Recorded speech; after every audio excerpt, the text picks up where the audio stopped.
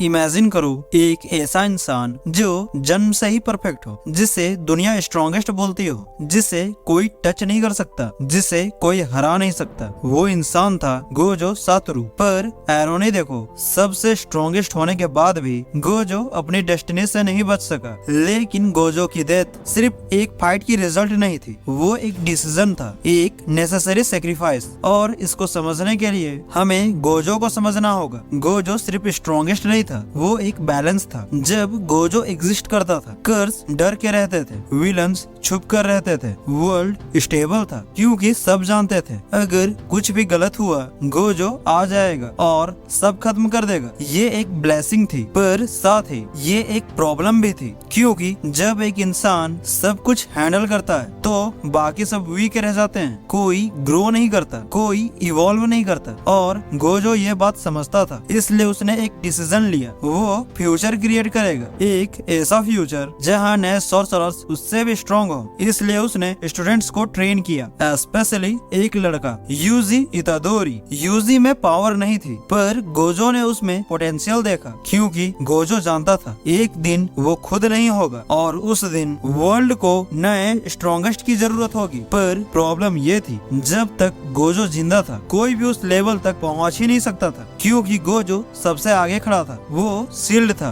और जब shield exist करता है तो सोल्जर्स कभी स्ट्रॉन्गेस्ट नहीं बनते। इसलिए स्टोरी को मूव फॉरवर्ड करने के लिए शील्ड को हटाना जरूरी था। ये हार्श ट्रूथ है, गोजो स्ट्रॉन्गेस्ट था, पर स्ट्रॉन्गेस्ट होने की वजह से उसका एग्जिस्ट करना स्टोरी के फ्यूचर के अगेंस्ट था। पर एक और रीजन था, एक मॉन्स्टर जो गोजो के इक्वल था, नहीं शायद गोजो से भी ज्यादा डेंजरस। रियोमन सुकुना। सुकुना सिर्फ पावर नहीं था, वो एक्सपीरियंस था, वो इवोल्यूशन था, वो डिस्ट्रक्शन था। और जब सुकुना फुल पावर में वापस आया तो डेस्टिनी ने डिसाइड कर लिया, अब स्ट्रॉन्गेस्ट वर्सेस स्ट्रॉन्गेस्ट होगा। ये फाइट अनिवार्य थी, ये फाइट होनी ही थी, क्योंकि जब दो स्ट्रॉन्गेस्ट एग्जिस्ट करते हैं तो वर्ल्ड में सिर्फ एक ही स्ट्रॉन्गेस्ट रह सकता है। और यही वो मूवमेंट था जहां गोजो की डेस्टिनी डिसाइड होने वाली थी। फाइट स्टार्ट होता है और गोजो डोमिनेट करता है। उसका कॉन्फिडेंस, उसकी पावर, सब कुछ ओवरवेलमिंग था। उस मोमेंट में लग रहा था गोजो जीत जाएगा, और ऑनेस्टली गोजो जीत सकता था। पर सुकुना ने कुछ और प्लान किया था। सुकुना ने डायरेक्ट गोजो को डिफीट नहीं किया, उसने एडप्ट किया, उसने लर्न किया, उसने वेट किया और फिर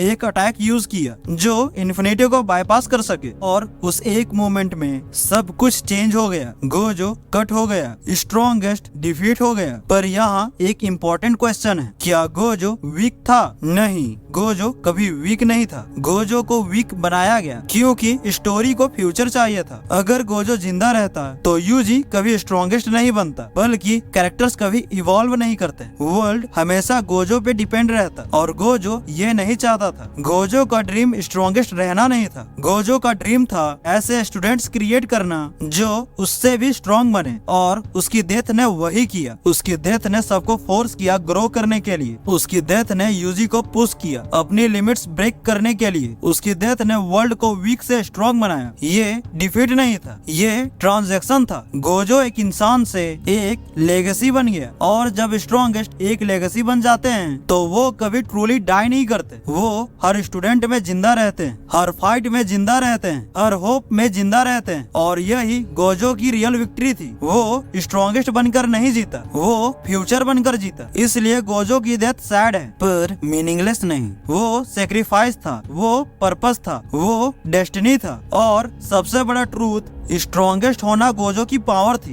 पर सेक्रीफाइस करना गोजो की ह्यूमनिटी थी। Gojo Satoru dead as the strongest but lived forever as a legend. तो आज की वीडियो में बस इतना ही। अगर वीडियो पसंद आया हो तो वीडियो को लाइक, चैनल को सब्सक्राइब करना मत भूलना। आशा है वीडियो पसंद आया हो। तो मिलते हैं ऐसा ही किसी और वीडियो के साथ, तब तक के लिए बाय।